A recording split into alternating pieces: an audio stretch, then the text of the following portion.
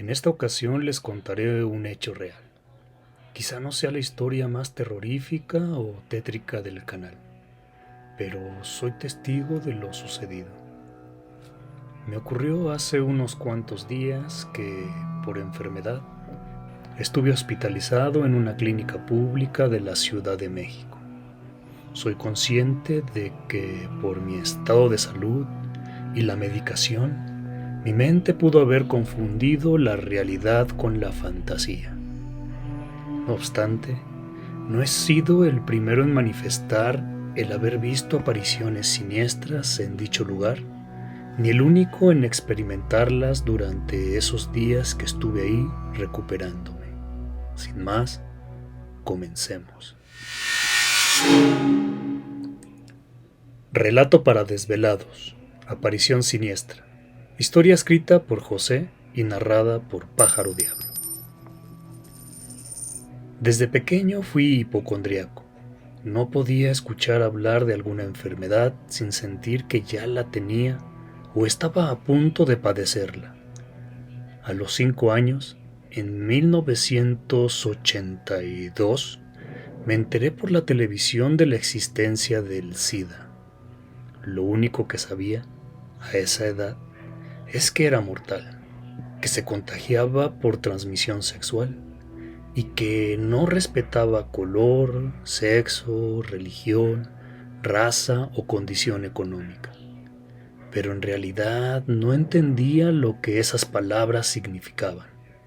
En mi infinita ignorancia, creía que por convivir con una persona infectada me podía contagiar, y sobre el hecho de que a cualquiera le podía dar, mi mente terminó estigmatizando a los homosexuales y drogadictos. Me parece que no era una percepción que solo yo tenía. Muchos niños y adultos así lo creían por aquellos tiempos. Como podrán intuir, después de lo dicho, esta enfermedad marcó mi infancia y parte de mi vida adulta. Recuerdo que a los 15 años yo ya había creído que me había contagiado de SIDA por lo menos 10 veces, aunque era imposible, ni siquiera había tenido novia, pero vivía con miedo. Sentía que estaba infectado porque mi sangre había sido contaminada cuando me llevaron a hacer análisis de sangre o a curarme una muela al dentista o por descuido al beber agua de la misma botella de uno de mis compañeros, del que todos se burlaban por ser amanerado. Como les dije, era mucha la ignorancia. Como viví esa enfermedad, viví otras más. Ya para el 2019 había logrado controlar bastante la hipocondria.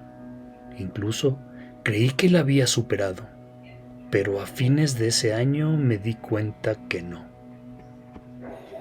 Un nuevo virus respiratorio estaba causando estragos en China y tenía potencial pandémico. En días pasó de este país asiático a otros europeos. En Italia devastó a la población de la tercera edad. En España, igual. En un mes y medio ya estaba en los Estados Unidos y América Latina. De este lado del mundo la enfermedad comenzó a comportarse de manera diferente. Moría gente más joven. Atacó con mayor fuerza a los adultos que tenían alguna enfermedad crónica.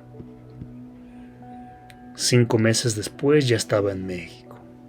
Aquí la cosa fue terrible. Morían adultos, jóvenes e incluso uno que otro niño. Nadie estaba a salvo. Por la velocidad del contagio, el virus mutó una y otra vez. Después de un año ya estaba regado por todas partes y muchas personas tristemente murieron. Los síntomas al inicio de la enfermedad eran los de una gripe fuerte y con el paso de los días se empeoraba, y si no te atendías a tiempo, al cabo de un mes o menos terminabas en el panteón. En ese año creí haber tenido más de 15 veces ese padecimiento y otros más. Que el corazón, los riñones, la circulación, todo, según yo, me estaba fallando.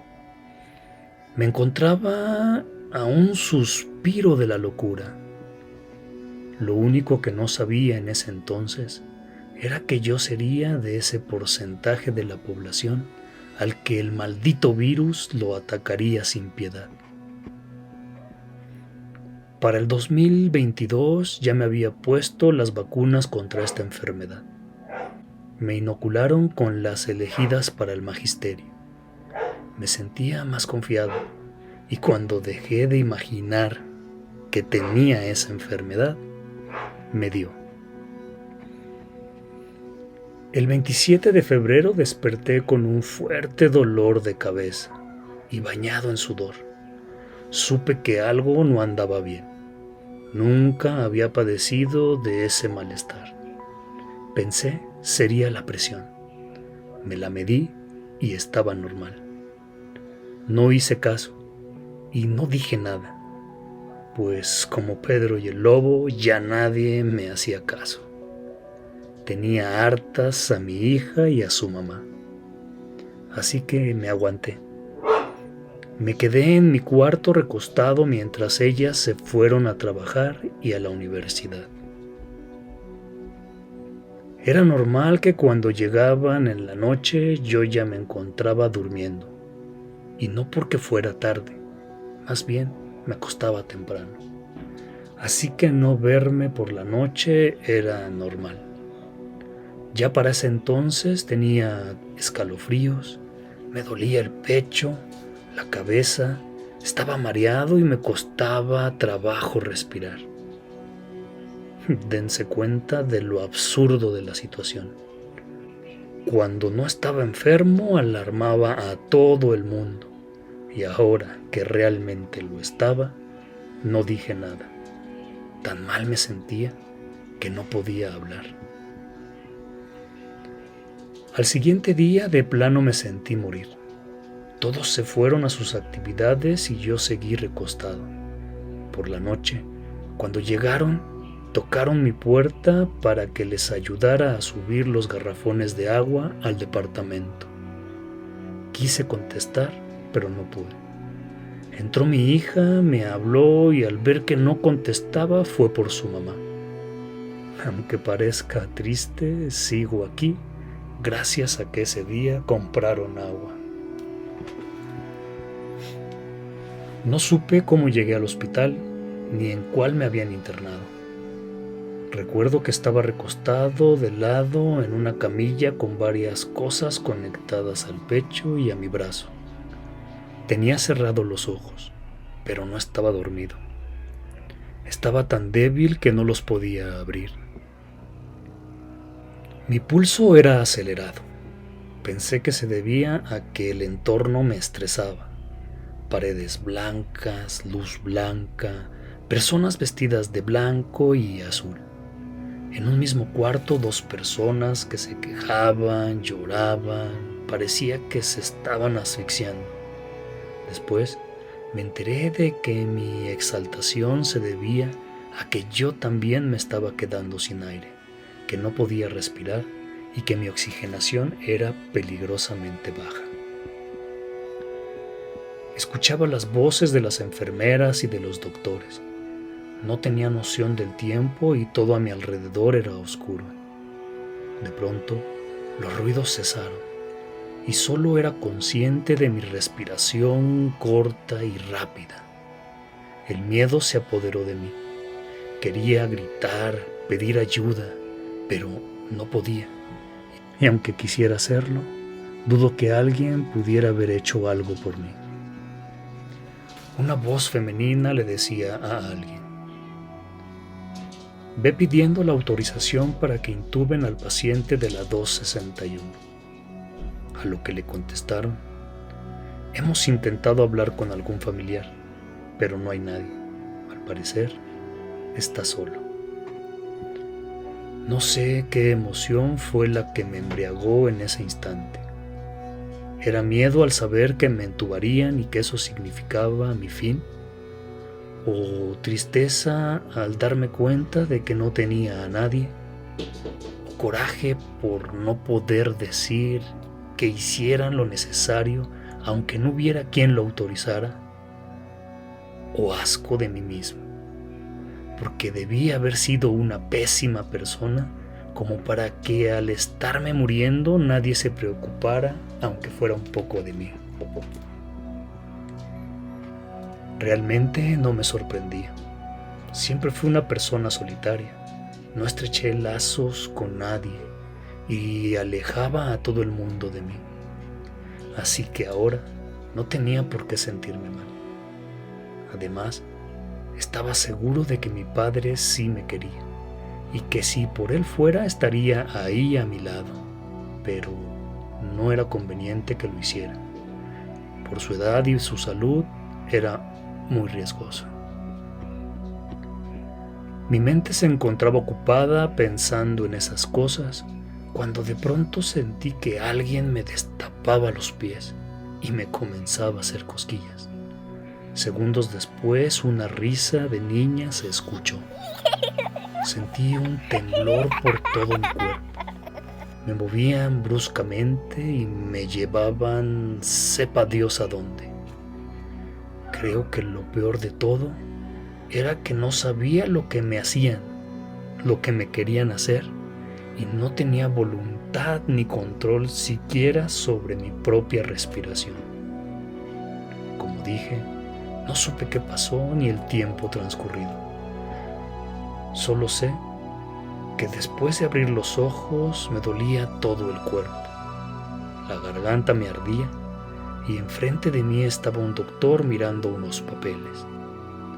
Al percatarse de que estaba despierto, se dirigió a mí con las siguientes palabras: Tranquilo, no puede hablar. Es normal, estuvo intubado. Dentro de 2 o 3 días empezará a sentir mejor y lo pasaremos a piso. Carajo, al parecer me había salvado. Esa noche fue horrible. En la habitación en la que me encontraba había 4 personas más y todas comenzaron a gritar al mismo tiempo muchas cosas. Por favor, no me lleves. No, déjame. No, por favor, no me eches tierra. Debí sugestionarme porque enfrente de la cama en la que me encontraba vi una sombra oscura que dibujaba la silueta de una persona muy alta. Me tomó de los pies y comencé a sentir que me jalaban. Igual que los demás, pedí con desesperación que me dejara, que me ayudaran, pero fue inútil. Nadie fue. Esa sombra siniestra se me acercó y se subió encima. Inmediatamente dejé de gritar. No podía. Sentía su peso en el pecho y me faltaba el aire. A la mañana siguiente llegó el enfermero y me vio casi muerto. La mascarilla que tenía para respirar estaba apachurrada sobre mi rostro y me estaba asfixiando. No pudieron explicar lo que había pasado. Yo no pude haberlo hecho y nadie había entrado esa noche a esa área del hospital. Me trasladaron de terapia intensiva a otra parte que habían adaptado para los pacientes que se estaban recuperando de la misma enfermedad que yo tenía. Según ellos, era un lugar donde estábamos aquellas personas que ya no corríamos riesgos de morir. Aunque varias personas que estuvieron conmigo en esa habitación murieron, ya no por ese virus maldito, sino por fallas en otros órganos, consecuencias de ese mal. Por la noche tuve una pesadilla. Me encontraba dentro de un ataúd sin poder moverme. No veía nada, pero escuchaba cómo echaban tierra encima. Nuevamente al despertar tenía la mascarilla mayugada y pegada al rostro.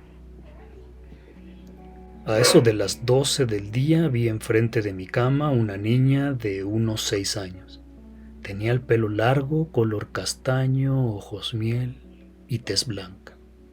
Comenzó a reír y me destapó los pies. Me hizo cosquillas. Le dije como pude que no lo hiciera, pero se veía contenta, así que reímos.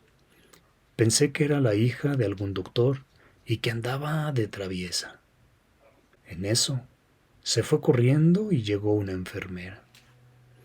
Me dijo que no me destapara los pies.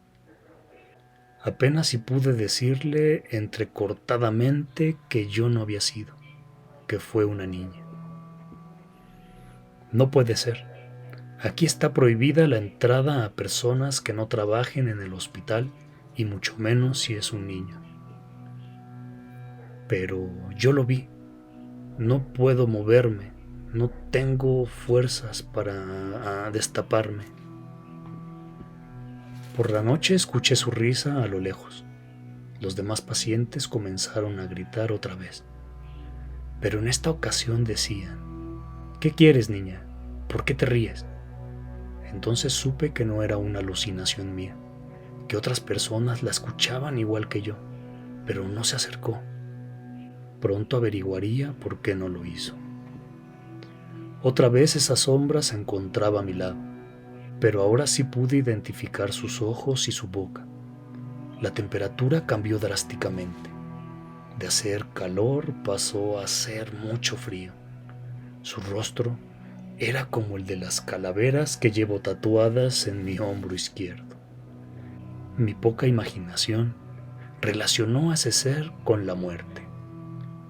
Como pude, grité, y junto conmigo los demás. La persona que se encontraba a mi derecha no paraba de repetir que lo dejaran de jalar. Entre llantos pedía a Dios lo protegiera. Alguien más decía que no le echaran tierra, y yo solo podía pedir perdón. La sombra comenzó a hacer ruidos.